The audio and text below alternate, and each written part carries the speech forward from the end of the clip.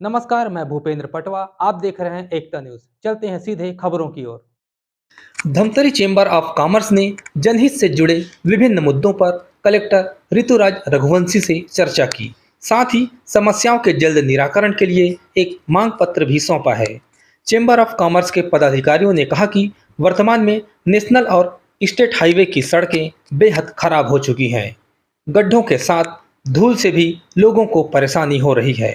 दुर्घटनाओं में हो रही मौत पर अंकुश लगाने बाईपास रोड को जल्द शुरू कराने की मांग भी की गई। मैं Dinesh Kumar Rohra, Dhamtari chamber of commerce का सचिव हूँ। आज धमतरी की वर्तमान स्थिति जो इतनी दयनीय है, जहाँ आम जनता की जान हमेशा खतरे में रहती है, और कुछ अन्य मुद्दों को लेकर के धमतरी चेंबर ऑफ कॉमर्स माननीय कलेक्टर महोदय से समय लेकर आज मिलने आया था, जिसमें धमतरी के लिए अनिवार्य विषयों पर चर्चा की गई है, जिसमें रोड की जो इतनी जर्जर स्थिति है उसको लेकर के कलेक्टर साहब को ज्ञापन दिया गया है।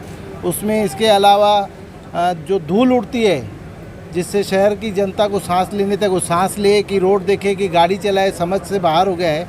वर्तमान में धमतरी शहर न जाने कितने वर्ष पीछे हो गया है, जो हमारे धमतरी शहर के लिए एक बड़ा श्राप है।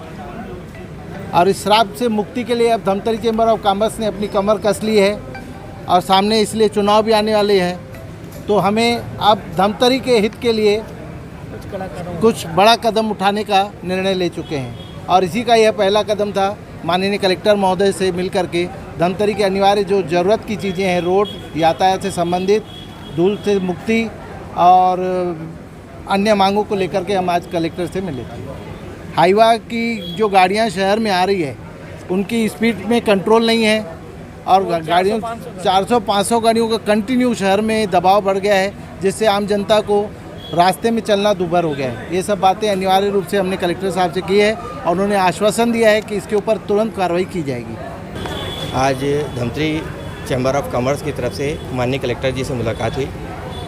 बहुत सारे अहम मुद्दों को लेकर चर्चा हुई, जिसमें कलेक्टर साहब ने तत्कालिक बाईपास को चालू करने के विषय पर जब चर्चा हुई, तो एक हाई टेंशन वायर को लेके कुछ कंफ्यूजन पैदा है, जिसके कारण से वो काम रुका हुआ है, जिसके बारे में उन्होंने कलेक्टर साहब ने तत्काल डिपार्टमेंट के ई से चर्चा करके हुए उनको बताया कि एमडी से आप चर्चा करिए, और मैं भी चर्चा करके उसको फाइनल कराता हूँ। तो बहुत जल्द बाईपास चालू हो सकता है, ऐसा उनकी बातों से लग रहा था। साथ में एक बहुत ही बड़े मुद्दे पर चर्चा हुई कि धमतरी के अंदर में लगातार नेशनल हाईवे के रोड और स्टेट हाईवे के जो 3 रोड है यहाँ पे, उसको ड्रेन टू ड्रेन बनाने के लिए और गड्ढे भरे जाने को लेकर भी लगातार लोगों में आक्रोश है, उस पर चर्चा हुई।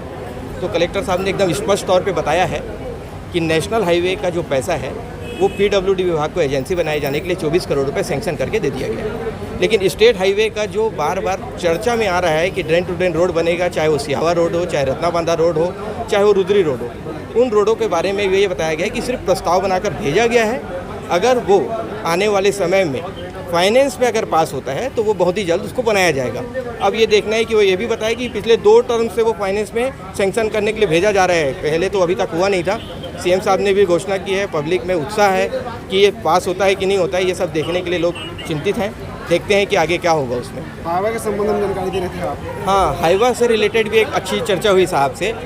वैकल्पिक व्यवस्था की भी एक चर्चा हम लोगों ने वहाँ पे रखी थी, जो छुई सलोनी होते हुए, कुरुद होते हुए बाईपास के तहत ही बाहरी वो गाड़ी, पूरी हाईवा रेत की जो गाड़ी है वो बाहर चले जाए, उस पर भी संज्ञान में लेते हुए नोट किया गया है कलेक्टर साहब के द्वारा। अब ये देखना है कि जो सिटी के अंदर में लगातार एक्सीडेंट से बचने के लिए कि ये अच्छी व्यवस्था बन सकती है, उसको कितनी सक्रियता के साथ में, कितना महत्व देते हुए उसको स्टार्ट करते हैं, इस पर भी ये देखा जाएगा।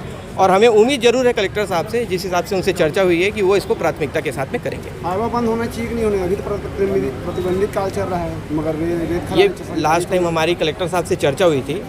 एनजीटीपी के रूल के अनुसार पे किसी भी बरसात के समय में कोई भी खदान को चलाए जाने पर पर्यावरण के द्वारा रोक लगा के रखी गई है। लेकिन मैं धमतरी में ही ऐसा देखा हूँ कि पिछले 4 सालों में, ये जो साल है अभी लास्ट ईयर, जितना भंडारण का परमिशन दिया गया है, आज तक इतना भंडारण का परमिशन पहले कभी नहीं दिया था। जब तक भंडारण की परमिशन पर रोक नहीं लगाया जाएगा, लिमिटेड भंडारण नहीं दिया जाएगा, जब तक हाईवा धमतरी शहर पे रुकेगी नहीं। और ये एनजीटी को धज्जियाँ उड़ाते हुए आप खुद देखे होंगे, अगर सबका रिकॉर्ड निकाल के देखेंगे, अगर एक जन को 100 फीट पास किया गया होगा, या 200 पास किया होगा। यहाँ तो हर रोज़ 1000 से ज़्यादा गाड़ियाँ निकलती है। अगर सही तरीके से इसका जांच हो जाए ना तो तीसरे से चौथे दिन नहीं लगेगा, पूरी हाईवा बंद हो जाएगी।